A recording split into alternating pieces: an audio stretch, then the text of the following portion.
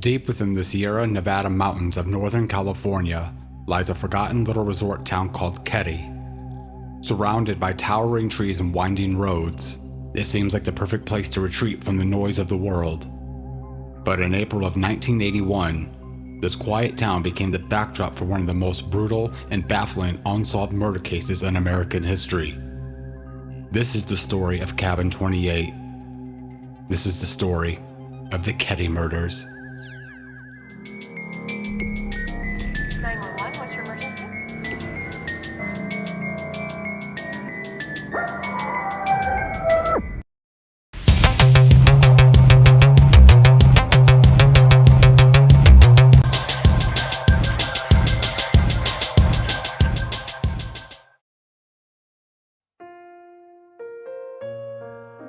In 1980, 36-year-old Glenna Susan Sharp, who went by Sue, moved to Keddie with her 5 children after separating from her abusive husband.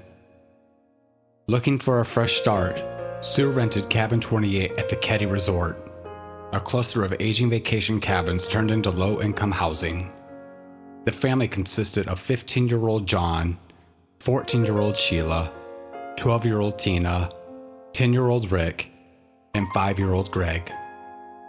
Though life wasn't easy, the Sharps were making do. Sue took typing classes and relied on welfare. The kids were well liked in school. There was hardship, but there was also hope. On the night of April 11th, 1981, Sheila left to spend the night at a friend's house nearby, unknowingly saving her life. Back at Cabin 28, Sue was home with her son John, his friend Dana Wingate, and the younger children. What happened that night would mark the home forever. The next morning around 7 a.m., Sheila returned home. What she walked into was a scene of pure horror. Inside the living room, her brother John, his friend Dana, and her mother Sue, 36, lay dead, bound with medical tape, extension cords, and electrical wire. They had been viciously beaten, stabbed, and in Sue's case, possibly sexually assaulted. Blood soaked the walls, the floor, and even splattered onto the ceiling.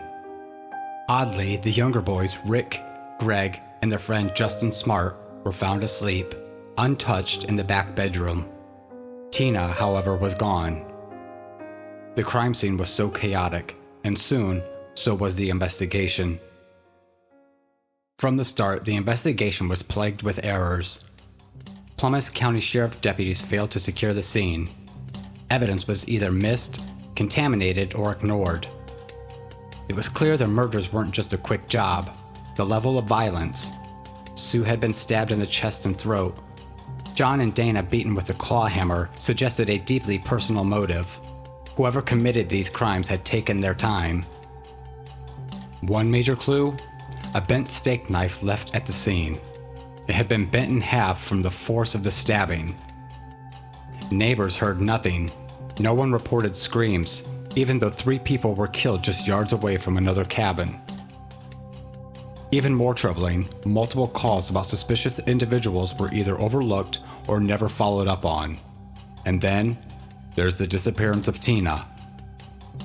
For months, Tina's disappearance cast a dark shadow over the case. Posters went up, dogs were brought in, helicopters flew miles over wilderness. But there was no trace of her until 3 years later. In April 1984, a bottle collector stumbled across skull fragments in a remote section of Feather Falls, roughly 30 miles from Keddie. Alongside were bits of clothing, a blue blanket, and a part of a jawbone. Dental records confirmed the worst. The remains belonged to 12-year-old Tina Sharp. Her death added another layer of mystery. Why take Tina? Why move only her body and leave others behind? And who would carry out such an act and keep it hidden for years? Police had suspects early on. 2 names stood out. Martin Smart, which is Justin's stepfather, and a man named John Bobaday, who went by the name of Bo. Both were said to have been near Cabin 28 that night, and Martin reportedly had a heated argument with Sue just hours before the murders. Martin told investigators he had lost a claw hammer around the time of the murders, the same weapon believed to be used in the crime. Years later, that hammer was found in a pond near the cabins. In a therapist's note, Martin allegedly confessed, "I've paid the price for what I've done. I've killed the woman and her daughter, but I didn't have anything to do with the boys." The note wasn't handed over to police until decades later.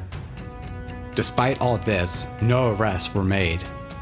The sheriff at the time even downplayed the connections, whether out of competence or something deeper, possibly corruption. The leads went cold. Cabin 28 stood for years after the murders, abandoned and decaying. Locals claimed it was cursed.